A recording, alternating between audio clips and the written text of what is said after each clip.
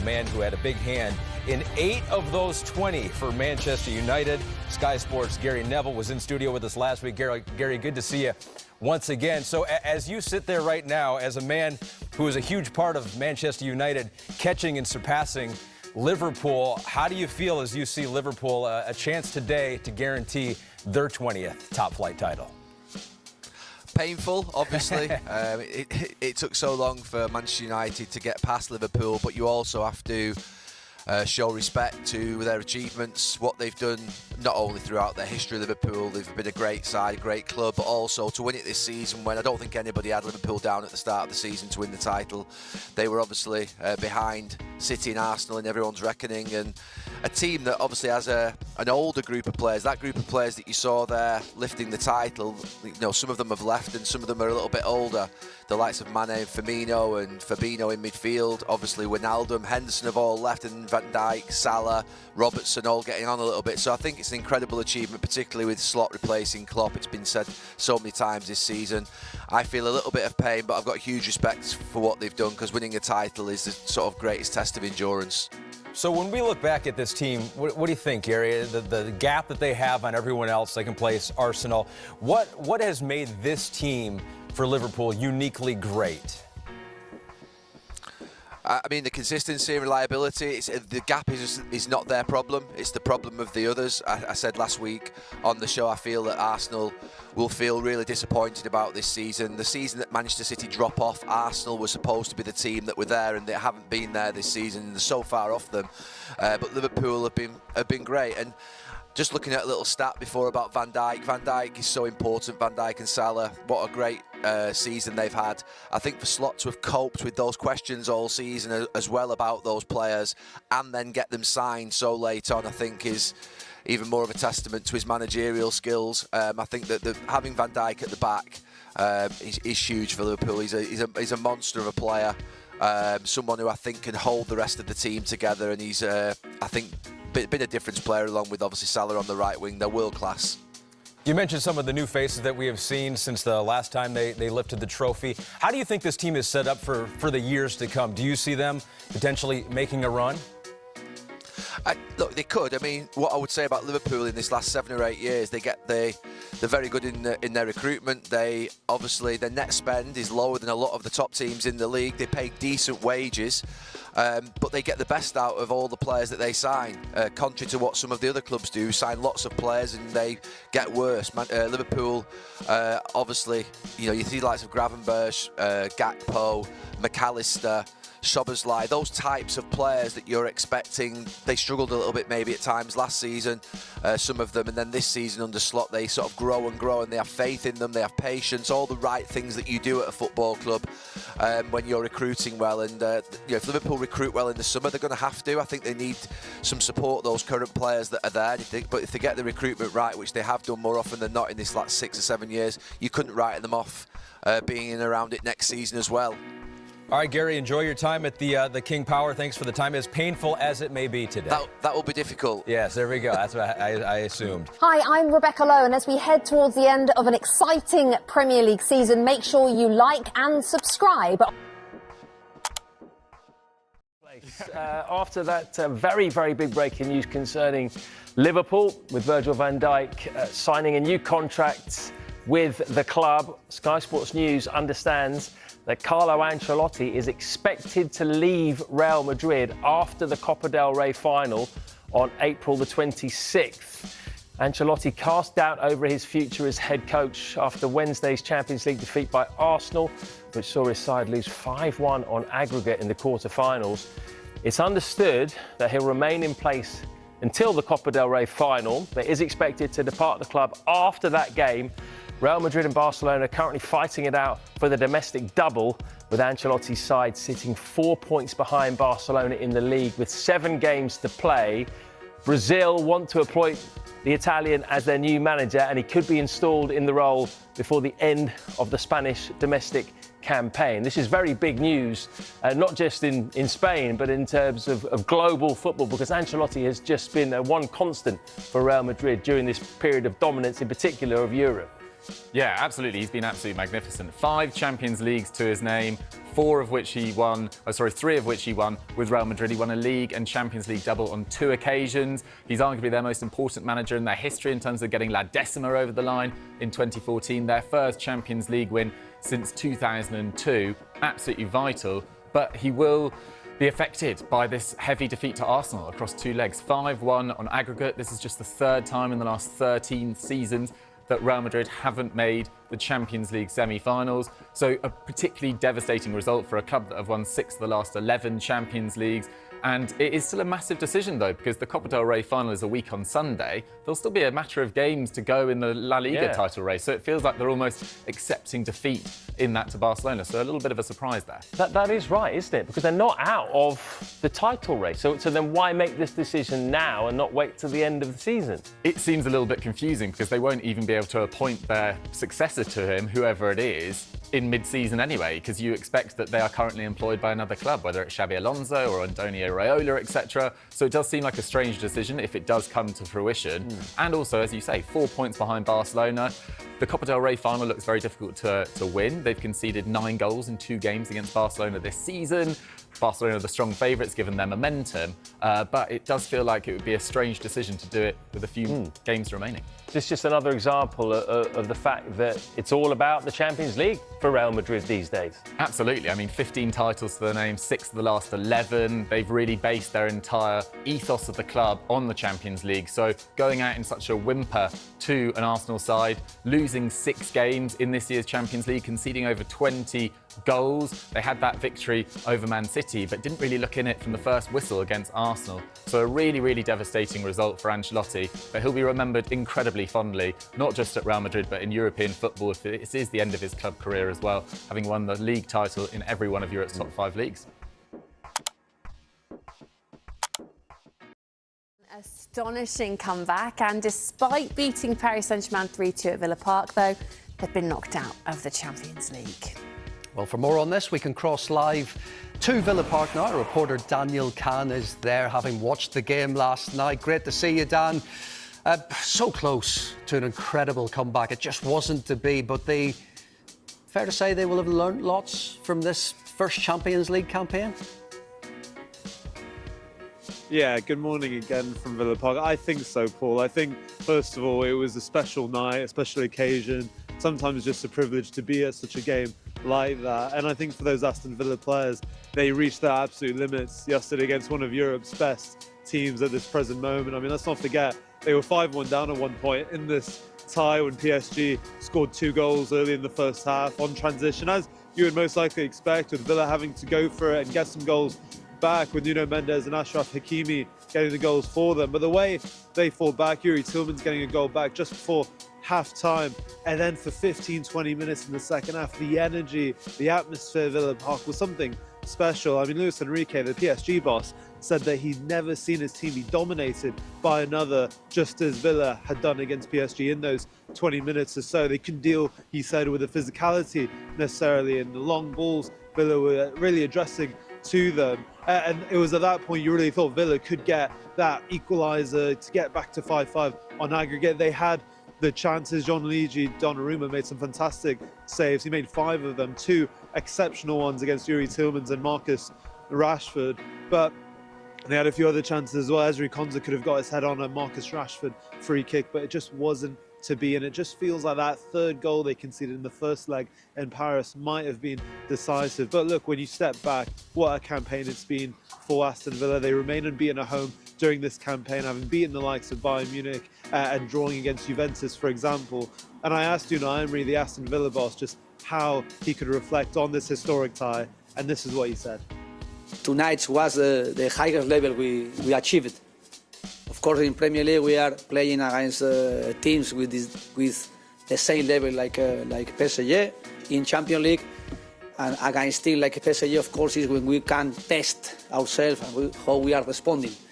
And I am so proud, I am so happy, and I am really confident how we are doing this way, how we are increasing our standard, our demands, and how we are achieving the duty we can have. Well, Dan, listen to this list of names: Bayern Munich, Juventus, Celtic, PSG. You alluded to it there. Just a few of the names Villa have faced in the tournament. They'll be desperate to get back to Europe's top table. What's the key to kind of getting that consistency now and building on this?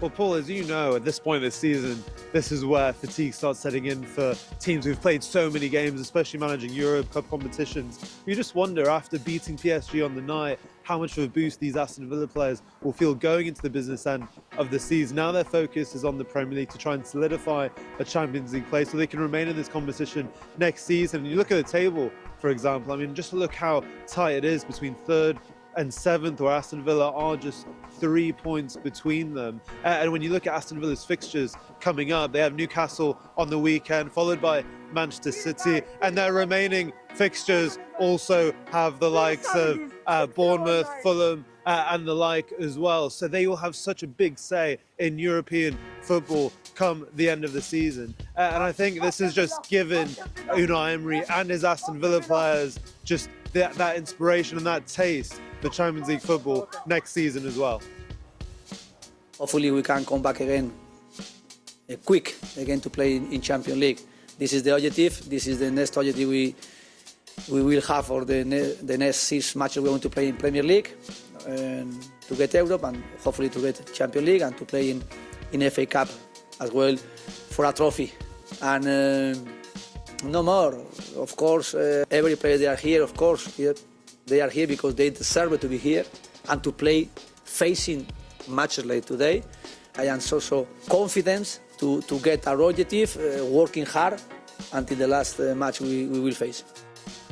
Look, as you could tell there, just before we heard from Unai Emery, Paul, up the Villa is very much the message after last night, because it was a special night. But sometimes, again, as I mentioned earlier, you just have to step back and have some perspective. It was 9 years ago to the day Villa were relegated and condemned to the Championship. Who scored the winner on that day against Manchester United, for Manchester United? It was actually the new fan favourite at Villa Park, Marcus Rashford. You look at where they were 2.5 years ago, and Unai Emery first took charge, a few points above the relegation places, and now they're competing against Europe's best. So although they'll be feeling a bit disappointed, they'll be feeling like they could have beaten PSG perhaps on the night, at least taken it to extra time. Sometimes you just appreciate the journey and what a campaign it has been, and what a journey it's been under Unai Emery so far.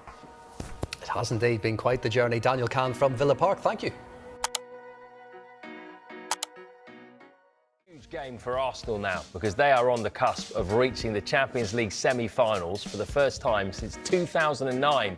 They take a 3-0 lead to the Bernabeu tomorrow night, and Gary Cottrell is in North London right now watching the team train before they travel to Madrid. Hello, Gary. Let's start with injury concerns then. Is there anyone missing?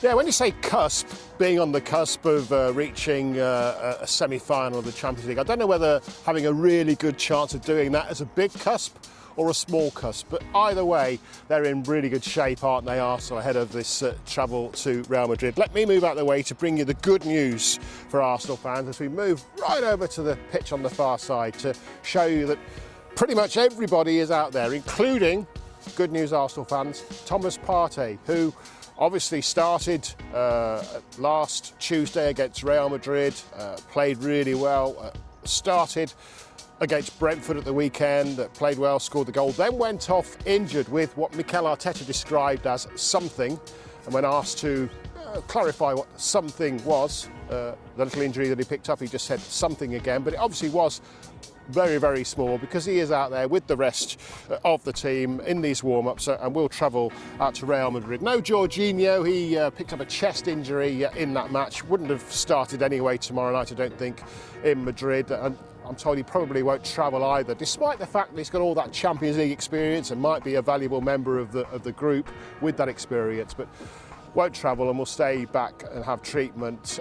Ben White, who is still having injury issues, picked up something between last Tuesday and the weekend, so wasn't involved against Brentford. He is out there, so it looks like he's available to travel, but I doubt again will be in the starting lineup. And still no Carvalho out there because, Riccardo Calafiori out there because he's still on his way back from injury. But other than that, a pretty clean bill of health. 5 changes, of course, made by Mikel Arteta in that Brentford game. Yes, more points dropped, but that's because they know that on the agenda now is the Champions League. Fairly and squarely, the only competition they have any chance of winning silverware, with Liverpool so close now to picking up the title. So no regrets that he made those changes, I'm sure, and all 5 of those players who didn't start that match but came on at some point during the second half and will start tomorrow night in Madrid are all out there joining in these warm-ups. It is a big lead, isn't it, Gary? But this is the Bernabeu they're going to. It's one of the most daunting places to go and defend a lead, isn't it? It is, but I suspect that there is bags of confidence given that performance, given that result on Tuesday night at the Emirates among these players. Just in the foreground there as the players warm up, you can see some of the equipment that they use for training. There's obviously balls, the liquids that they take on, the dummies that they use for set pieces. And also there's that little area there where they've got signs hanging up with zeros on them. 0-0, 0-0, 0-0, 0-0. They take a 0-0 tomorrow night, that's for sure. We're told that the roof is going to be up actually at the Bernabeu because the weather's not going to be great tomorrow night. And I saw on social media somebody reflecting the fact that the roof's going to be up on the Bernabeu, saying that Rice cooks better with the lid on. Wouldn't it be brilliant if Declan Rice, still buzzing of course from those 2 amazing free kicks a week ago, could do the same out there at the Bernabeu.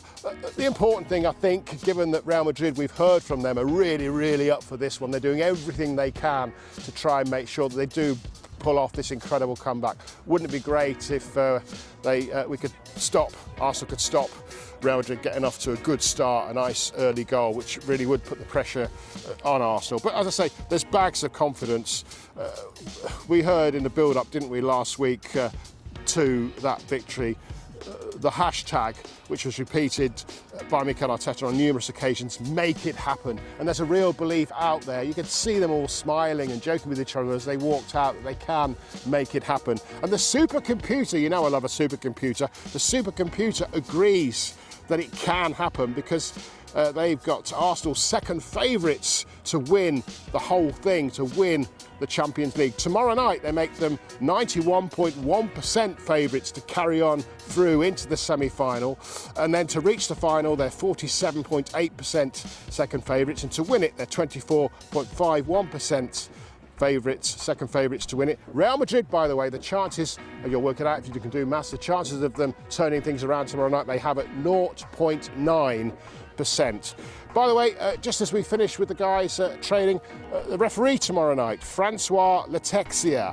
That might be a bad omen for the likes of Bukayo Saka, Declan Rice, because he was the referee in the Euros final last summer, which of course Spain beat England.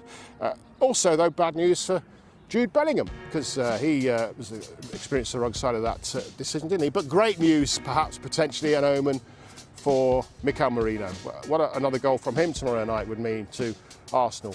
There they are. They'll be flying out about 2 o'clock this afternoon, 3 o'clock this afternoon, and then giving the news conference over in Madrid later on, we're told, is David Raya, sitting alongside, obviously, a very, very nervous, but I think confident Mikel Arteta. Yeah, we look forward to that. Thank you very much. Blown after extra time at Old Trafford, and Manchester United have done it. They have beaten Lyon on the night 5-4 after 120 minutes played this evening and 7-6 on aggregate. Wow, Mike Finlay, I'm not sure you expected to get that much value out of that added 30 minutes, but it was pretty eventful. It was extremely eventful. 2-0 up to then being behind, then going into extra time and struggling in a bit of extra time and finally winning it. With 10 men, go and score twice, and it looks like the tie is done, doesn't it? Yeah, Lyon were comfortable in extra time. You know, in that first session of extra time, they controlled the game. The monitor eventually overturned his decision. I mean, it just shows actually those experienced players, some of them been maligned at United, You know, Yeah, well, they've proved their value, haven't they? In this, the biggest example of that is the guy Harry Maguire. You know, Harry Maguire has made 2 great defensive clearances in the game. He's then gone from centre half or one in the back 3 to up front in the middle of that. You know, as a centre forward in a way, an old-fashioned centre forward.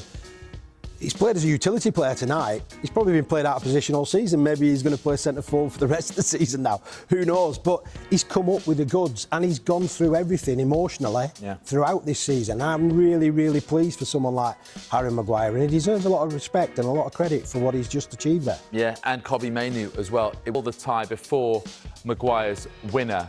I mean, were you set for penalties at that point before Maguire scored that, or did you really believe that United then had the momentum and they could? No, you could feel it because I've been in those situations, and those situations when you're on the front foot and you come from nothing in order to put yourself back in the game, then those last few minutes you can win the game. You don't have to rely on extra time or sort of penalties. So go for it. Go for it. And they had the advantage of the extra man and they took the opportunity, which is really pleasing because it's so easy to wait for penalties. But you've got to go, and I think now even some of those players on the football field have experienced something they haven't experienced all season. It will be Athletic Club in the semi-finals because they're in the same half as Manchester United. Athletic Club who beat Rangers tonight in Bilbao to get through 2-0 on aggregate as well. What do you make of that as a kind of, you size up that tie for us? And I think it's good, different styles.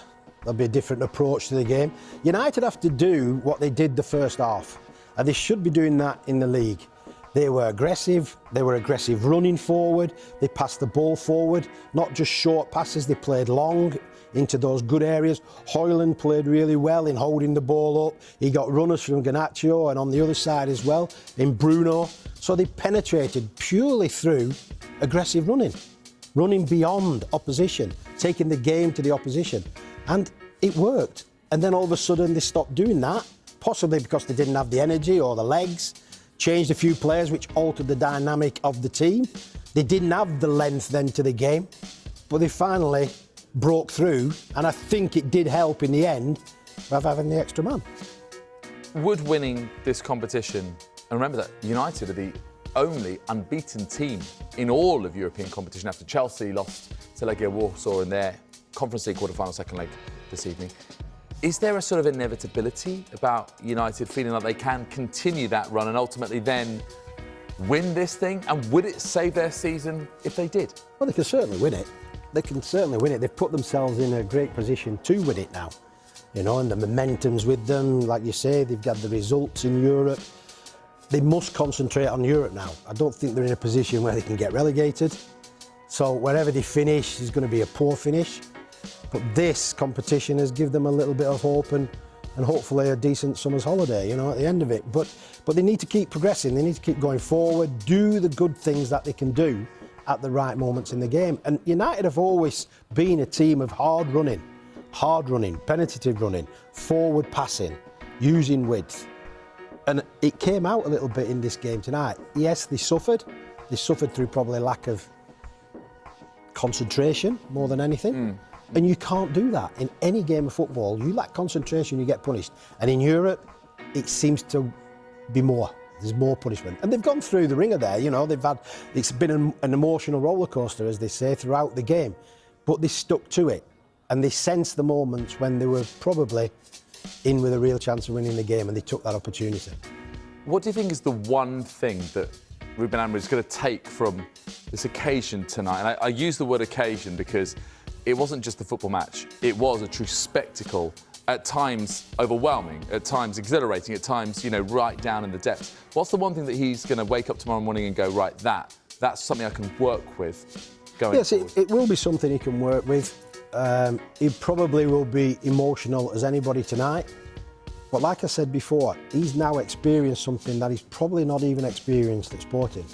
And that is the whole Man United way of getting about a game. You've got to be on the front foot, you've got to be penetrative, you've got to get that crowd behind you. And when you give the supporters something in that stadium, they're with you all the way. And I think that could be a turning point for him, for some of the players, because not all of them are going to be probably there next season. but I think it just shows that a little bit of perseverance pays off. And I'm sure enjoy the evening, enjoy the night. We'll see his interview probably. I'm sure he'll be emotional in his interview, but he'll be looking forward to the next part of this journey in Europe. You fancy it? Semi-finals, come back, manifest the madness. Well, yeah, again at one with me? point I was thinking that's me done for the season and what have you, but yeah, I would come back. I hope to see you again for the 2 legs of the semi-final against Athletic Club. Wow, what a night. Thank you very much indeed, Mike. You're Appreciate welcome. your company this evening. Blown after extra time at Old Trafford, and Manchester United have done it. They have beaten Lyon on the night 5-4 after 120 minutes played this evening and 7-6 on aggregate. Wow, Mike Finlay, I'm not sure you expected to get that much value out of that added 30 minutes, but it was pretty eventful. It was extremely eventful. 2-0 up to then being behind, then going into extra time and struggling in a bit of extra time and finally winning it. It's Lyon with 10 men go and score twice, and it looks like the tie is done, doesn't it? Yeah, Lyon were comfortable in extra time. You know, in that first session of extra time, they controlled the game. They took the game to United when they needed to. They played with a lot of confidence, a lot of belief. And they probably thought after the penalty, Lacazette's penalty, that it was done, it was over. But a European night at Old Trafford is something special. And I think one thing out of the whole game probably tonight, I think the manager, Amorim, now realises what he's got as far as a crowd, a support, an atmosphere. If he can produce the football, get the right players on the football field, get the players that he probably wants to be on that football field, then he's now understanding exactly what it is to be manager of Manchester United. Yeah, in terms of that comeback with those 3 goals, having been 4-2 down on the night, the Bruno Fernandes penalty, called as you like, but after Casemiro had been fouled and it was given by VAR, ref went to the monitor and eventually overturned his decision. I mean, it just shows actually those experienced players, some of them been maligned at United. You know, Yeah, well, they've proved their value, haven't they, in this The biggest example of that is the guy, Harry Maguire. You know, Harry Maguire has made 2 great defensive clearances in the game. He's then gone from centre half or one in the back 3 to up front in the middle of that, you know, as a centre forward in a way, an old-fashioned centre forward. He's played as a utility player tonight. He's probably been played out of position all season. Maybe he's going to play centre forward for the rest of the season now. Who knows? But he's come up with the goods and he's gone through everything emotionally throughout this season. I'm really, really pleased for someone like Harry Maguire, and he deserves a lot of respect and a lot of credit for what he's just... Extreme circumstances, you know, to level the tie before Maguire's winner. I mean, were you set for penalties at that point before Maguire scored that, or did you really believe that United then had the momentum and they could? No, you could feel it because I've been in those situations, and those situations when you're on the front foot and you come from nothing in order to put yourself back in the game, then those last few minutes you can win the game. You don't have to rely on extra time or sort of penalties. So go for it. Go for it. And they had the advantage of the extra man and they took the opportunity, which is really pleasing because it's so easy to wait for penalties. But you've got to go, and I think now even some of those players on the football field have experienced something they haven't experienced all season. It will be Athletic Club in the semi-finals because they're in the same half as Manchester United. Athletic Club who beat Rangers tonight in Bilbao to get through 2-0 on aggregate as well. What do you make of that as a kind of, you size up that tie for us? And I think it's good, different styles. There'll be a different approach to the game. United have to do what they did the first half, and they should be doing that in the league. They were aggressive running forward, they passed the ball forward, not just short passes, they played long into those good areas. Højlund played really well in holding the ball up. He got runners from Garnacho and on the other side as well, in Bruno. So they penetrated purely through aggressive running beyond opposition, taking the game to the opposition. And it worked. And then all of a sudden they stopped doing that, possibly because they didn't have the energy or the legs, changed a few players which altered the dynamic of the team. They didn't have the length then to the game, but they finally broke through, and I think it did help in the end of having the extra man. Would winning this competition, and remember that United are the only unbeaten team in all of European competition after Chelsea lost to Legia Warsaw in their Conference League quarter-final second leg this evening. Is there a sort of inevitability about United feeling like they can continue that run and ultimately then win this thing? And would it save their season if they did? Well, they can certainly win it. They can certainly win it. They've put themselves in a great position to win it now. You know, and the momentum's with them. Like you say, they've got the results in Europe. They must concentrate on Europe now. I don't think they're in a position where they can get relegated. So wherever they finish is going to be a poor finish. But this competition has given them a little bit of hope and hopefully a decent summer's holiday, you know, at the end of it. But they need to keep progressing. They need to keep going forward, do the good things that they can do at the right moments in the game. And United have always been a team of hard running, penetrative running, forward passing, using width. And it came out a little bit in this game tonight. Yes, they suffered. They suffered through probably lack of concentration more than anything. And you can't do that in any game of football. You lack concentration, you get punished. And in Europe, it seems to be more. There's more punishment. And they've gone through the ringer there, you know, it's been an emotional roller coaster, as they say, throughout the game. But they stuck to it. And they sensed the moments when they were probably in with a real chance of winning the game, and they took that opportunity. What do you think is the one thing that Ruben Amorim is going to take from this occasion tonight? And I use the word occasion because it wasn't just a football match. It was a true spectacle, at times overwhelming, at times exhilarating, at times, you know, right down in the depths. What's the one thing that he's going to wake up tomorrow morning and go, right, that's something I can work with going forward? Yes, it will be something he can work with. He probably will be emotional as anybody tonight. But like I said before, he's now experienced something that he's probably not even experienced at Sporting. And that is the whole Man United way of getting about a game. You've got to be on the front foot, you've got to be penetrative, you've got to get that crowd behind you. And when you give the supporters something in that stadium, they're with you all the way. And I think that could be a turning point for him, for some of the players, because not all of them are going to be probably there next season. But I think it just shows that a little bit of perseverance pays off. And I'm sure, enjoy the evening, enjoy the night. We'll see his interview probably. I'm sure he'll be emotional in his interview. But he'll be looking forward to the next part of this journey in Europe. You fancy it?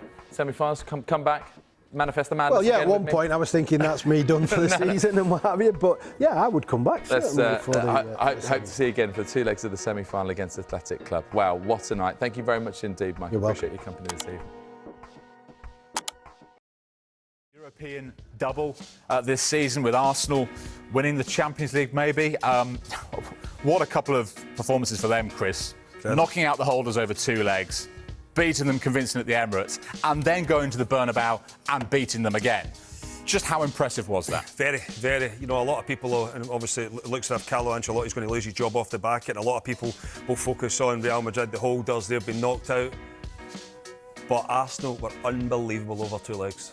You know, you look at the performances, you know, you sign special players and you ask them to step up in big moments, and that's exactly Declan Rice, Odegaard, Saka coming back in as well. You need these guys in big moments. Jules, I mean, I said it to you this morning as well, Timber goes under the radar for me as well. You know, I think he's a fantastic defender. When he's missing, you know he's obviously missing because of his level of performances. I think 1v1 he can deal with the best in the world. We've seen that the other night there. A really, really top defender. I wouldn't rule out Arsenal beating PSG. I mean, I know you look at you go back a few weeks ago, and because of the performance that PSG put in against Liverpool, and you know deserved to knock them out, and Liverpool were flying at the top of the Premier League, and everybody was saying, you know, you've knocked the favourites out, and all of a sudden then PSG jumped to favourites.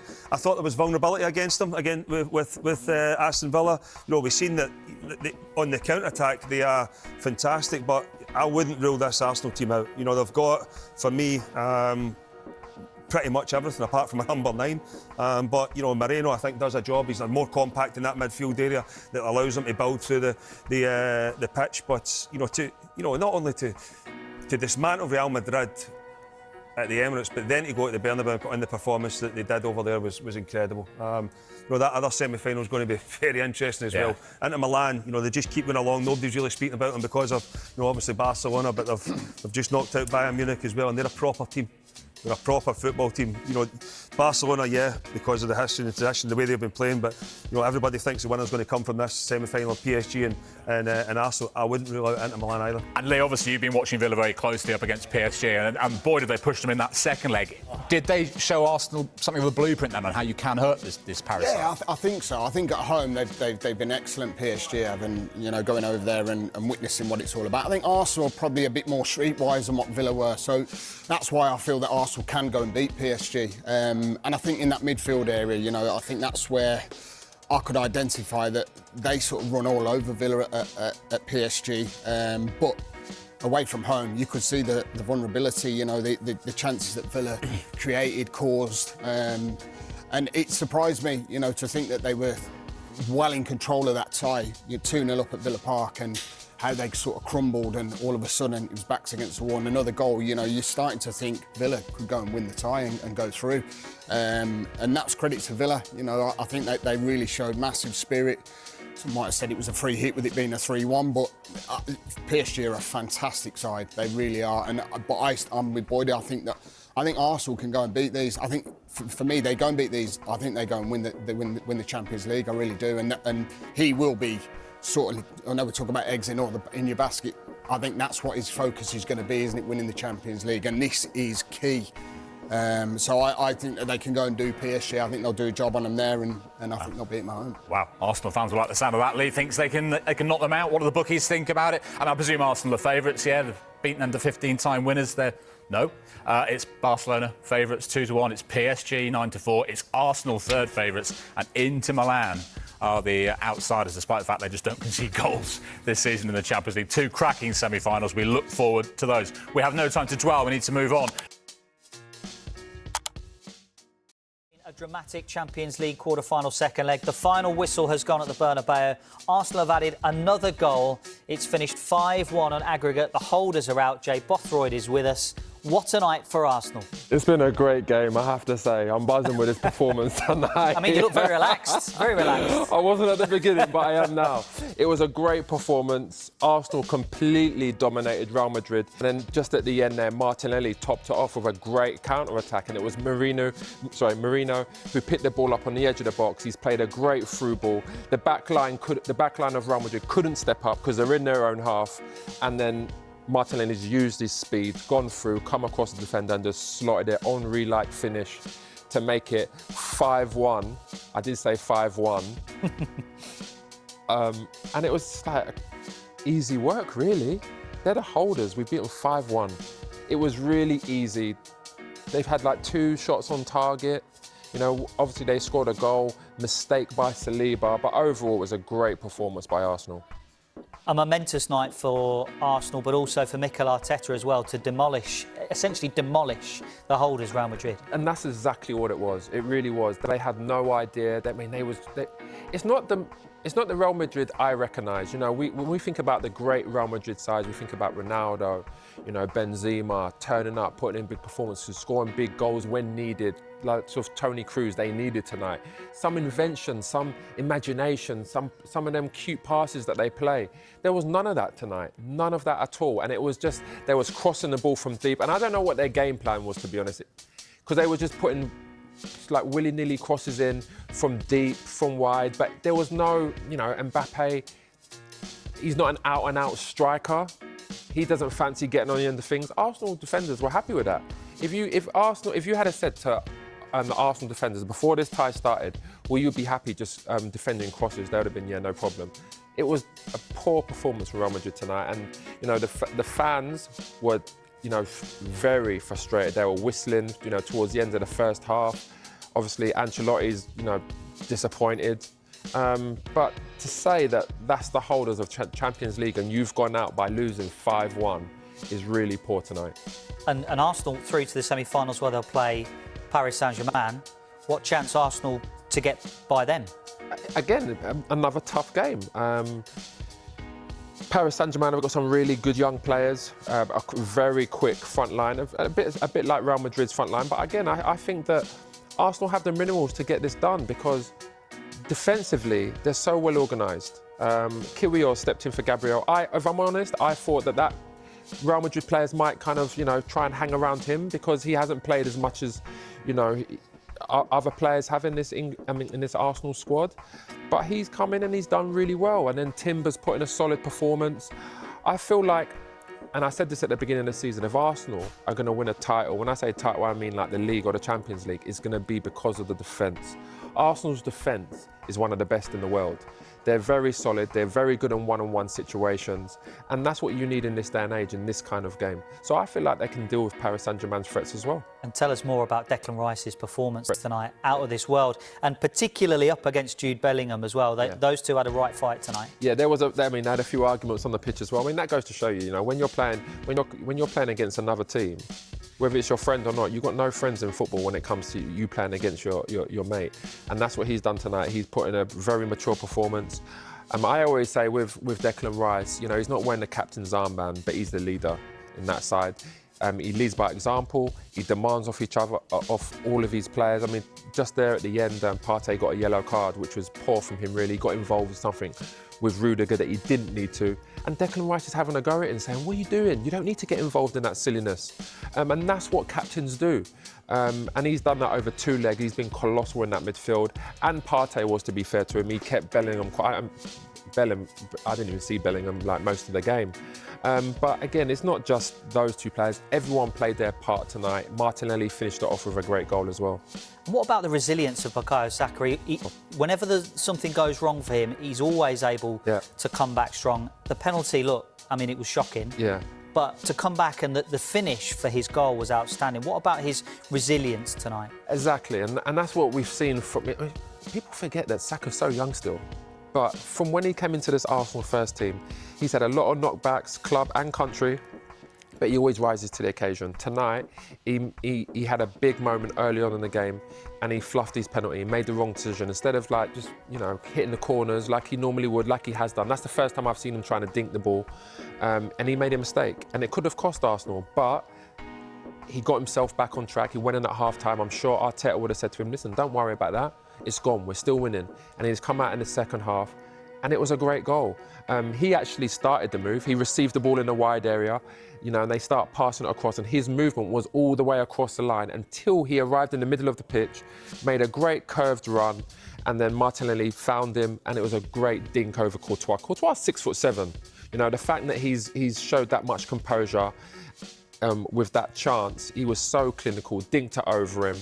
After he's missed a dink down the middle, a penalty, it was a great overall performance. It was a great finish from him. But again, I have to give full credit to Arteta and for the performance that Arsenal have put on in these 2 games. And the last time Arsenal beat Real Madrid over 2 legs in the Champions League, they reached the final. First Champions League semi-final now since 2009. I mean, it's a long time ago. if Arteta is able to mastermind this, I mean, it will obviously be a magnificent achievement to get to the final. Yeah. But can they win it? Can they go on and win it? I know we talked about PSG as the next challenge, but you're looking at Barcelona, who have a fantastic outfit and a great team. Everyone saw PSG and thought they were great, but then maybe against Villa, not so good. But are Arsenal the best team left in it now? I would think they're favourites going forward. I feel like when you play in these competitions, in any big games, I always say, attackers score goals, win games, but defences win titles. And I feel like when you look at Arsenal's defence, I think they have the best defence of the teams left in this competition. So I feel like they can go and win it. There are some top players they're going to be playing against. There are some top sides they're going to be playing against. But tonight, I've looked at a Real Madrid side that they have an abundance of great individuals, but they didn't play as a team. And that's what Arsenal have. They might not have better individuals than Real Madrid players, but they play better as a team. They know what's expected of them. They got team spirit. I didn't see that from Real Madrid. I see that from Arsenal in both games. And Arsenal can go and do this against other sides. I really believe that they are capable to go and turn teams over. Yeah, well, Jay, thanks very much for your time tonight. Magnificent. I've enjoyed it. I'll be honest with you. I was nervous at the beginning, but I'm going home a happy man. You had your hands behind your head. You were that relaxed. By I know, I was very relaxed at the end. I wasn't at the beginning, but I am at the end. Brilliant. Jay Bothroyd with us. Arsenal Thank you. through to the Champions League semi-finals, demolishing Real Madrid. The holders are out. We'll have more reaction and analysis on back pages tonight at 10:30.